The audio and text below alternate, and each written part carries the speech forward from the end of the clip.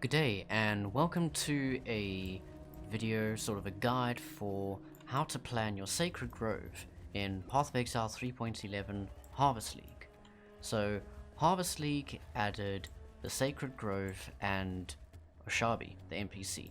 What will happen is when you're running maps or even when you're leveling, you'll encounter these little spore sacks, like little seed sacks. You click on them and these seeds drop out, and when they drop out, Oshabi will come out and she'll open a portal to the Sacred Grove.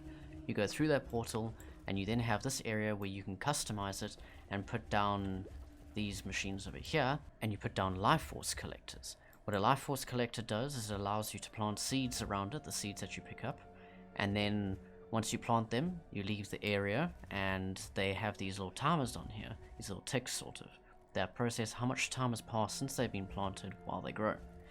Each time you click on a new seed sack in a different area, it will process more time in the Sacred Grove. After between 2 to 4 ticks of time inside the Sacred Grove, your seeds will then be ready to harvest. Once you come in, when it's ready to harvest, you come in and you click on the harvest button over here, and it will destroy all the plants and they will spawn monsters.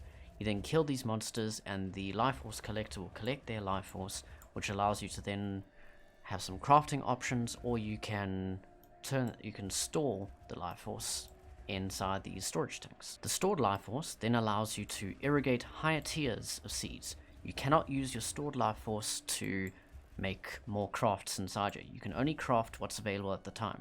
Unfortunately, there's no way to see a nice craft but you don't have life force, so you can come back for it later. It's just what you have available is what you get, so you have to use it or condense it and store it.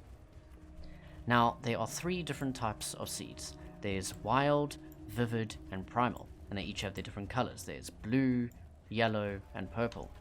So what you want to do in your farm is have little areas for each one, which is what I've done. Now, this farming setup is, in my opinion, the most efficient way and the best way to do it.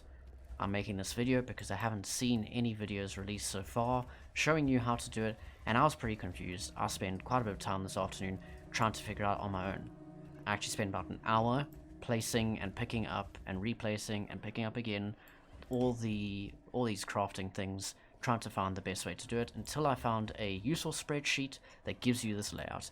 I will include a link to the spreadsheet in the description, and you'll also get to see a bit of it later on in this video. Now, the layout for this area is you have your 3 corners where you have each of your life force collectors.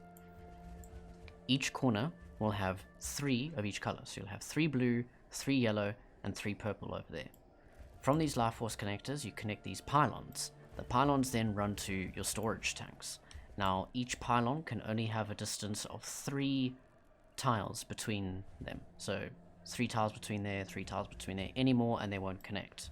That is why your storage tanks are set up in a 3x3 system, because it's probably the best way to do it whilst, maximizing how many pylons you're gonna, well, not maximizing, but making it most efficient. You could possibly fill the area up and get more pylons, but I think it might get a bit confusing. Now, when you're placing these pylons and hooking them up, as you can see, there's, not the pylons, but the tanks. There's 1 pylon coming from your life force collectors and 3 over here. Each one, so say this connects to that, and then something else connects to that. That means they will all be on the same system. When you're creating it, it can be a bit confusing and a bit daunting, which cables have I done, which ones haven't, which of these storage tanks are connected, because there's a lot of wires. It's kind of the same grayish black color palette, so it's hard to tell. So when I was making this, I made a little, sort of not quite a spreadsheet, but just a little picture thing on Paint. This over here is what I created. So each of these squares is your storage tank, the circle is your pylon, and then the blue lines are your cables. Now, each pylon can only have a maximum of 4 cables going from it to something else. No more. You can have less, but you can't have more than 4. So what I did is I counted, so there's 1 going from the life force collectors to this pylon, then 2, 3, 4 going to that one over there.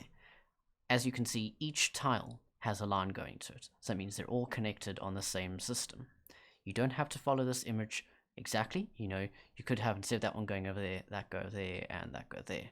It's up to you how you want it. This was just how I drew it at the time, and I use this to follow it all. So I basically use that on my blue, my yellow, and my purple. The only thing is that you see some of them are a little bit different. So you can see over yellow, you have a tile in between these three and that one.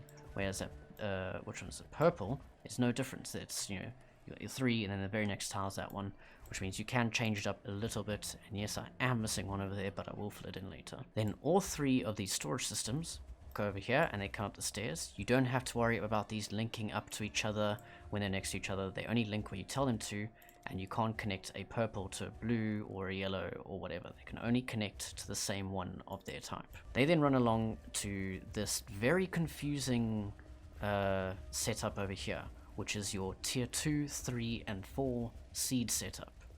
Basically, what you can see going on here is that you have one of each color. So there's a purple, a yellow, and then a blue over there of your life force collectors. When you're crafting higher tier seeds, they need life source from the other seeds. So a purple will require either yellow or blue juice, a yellow will require either purple or blue, and then the blue will require either yellow or purple juice. So as you can see over here, it says requires wild units, and this is a primal. So wild, more vivid, then more wild over there, but none of them will require primal ones. They'll only want vivid or wild. So the way it's set up is that each corner has a disperser, or each square has its own dispersers. So the blue will have purple and yellow dispersers, the yellow will have blue and purple, and then the purple will have blue and yellow.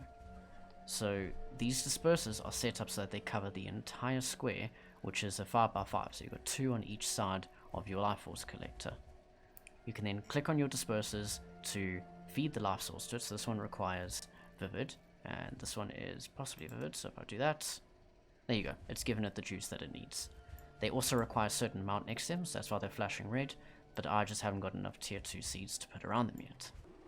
And there you can see the yellow juice going in and flowing in. So even though it's actually calculated sooner, it didn't, the animation takes time to come along.